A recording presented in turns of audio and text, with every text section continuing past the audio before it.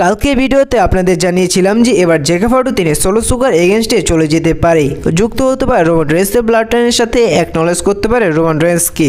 আর আজকের এই ভিডিওতে আপনাদের জানাবো যে সমস্ত কিছু কারণে আমার মনে হয়েছে যে এবার জেকা ফাটু তিনি সোলো সুগার এগেনস্টে চলে যেতে পারে এবং রোমান রেন্সকে অ্যাকনলেজ করতে পারে, সে সমস্ত কিছু কারণ আজকের এই ভিডিওতে আপনাদের বলবো। আর আমি আশা করি যে সে সমস্ত কিছু কারণ শুনলে আপনাদের মনে হবে যে হ্যাঁ, এবার জেকা ফাটু তিনি সোলো সুগার এগেনস্টে চলে যেতে পারে এবং রোমান রেন্সকে অ্যাকনলেজ করতে পারে। চলুন সেই কারণগুলো জেনে নেওয়া যাক। আপনি এবার রেসলম্যানিয়া 40 এবং রেসলম্যানিয়া 40-এর আগে যেমনটা দেখেছিলেন যে যখন রোমান রেন্স চ্যাম্পিয়ন ছিল সেই সময় রোমান রেন্সের সাথে ছিল সোলো সুগা, জিমি উসো এবং পল হেইম্যান। সেই সময় সোলো সুগা তিনি রোমান রেন্সকে ট্রাইবাল চিফ হিসেবে মানত এবং রোমান রেন্সের সব অর্ডারই মানত সোলো সুগা। রেসলম্যানিয়া 40 এও দেখা গিয়েছিল যে রোমান রেন্সকে হেল্প করেছিল সোলো সুগা।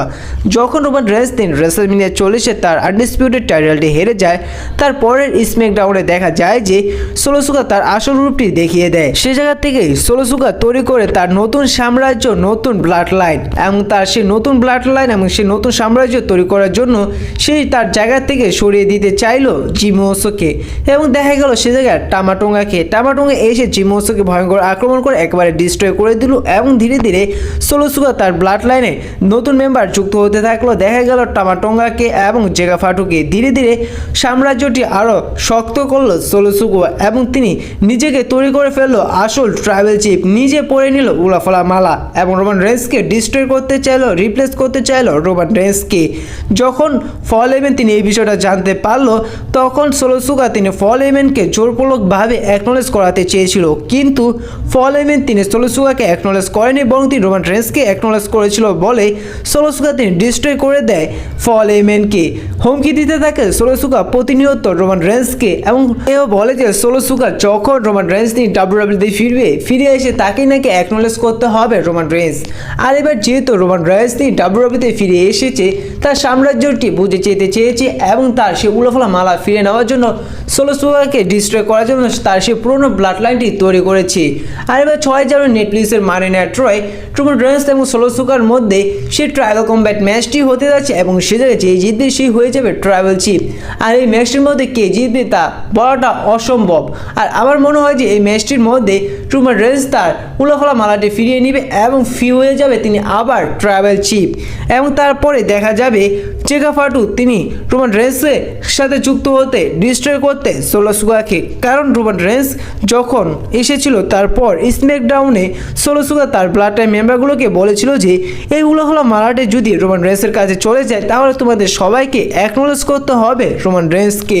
যার কারণে সেই 6 জানুয়ারি নেটফ্লিক্সের মানি নাইট রয় যদি রোমান রেন্স নিয়ে ট্রাইবাল চিফ হয়ে যায় তাহলে জেকা ফাটু, টামাটোঙ্গা, টাঙ্গালোয়া তারা অ্যাকনলেজ করবে রোমান রেন্সকে এবং তারা না করলেও হয়তো জেকা ফাটু তিনি রোমান রেন্সকে অ্যাকনলেজ করতে পারে। সে সময় যুক্ত হতে পারে জেকা ফাটু যুক্ত হতে পারে রোমান রেন্সের ব্লাড লাইনের সাথে। দেখুন যখন রোমান রেন্স তার টাইটেলে হেরে যায় রেসলম্যানিয়া 40-এ, তারপরেই সোলো সুগা তিনি রোমান রেন্সের এগেনস্টে চলে গিয়েছিল।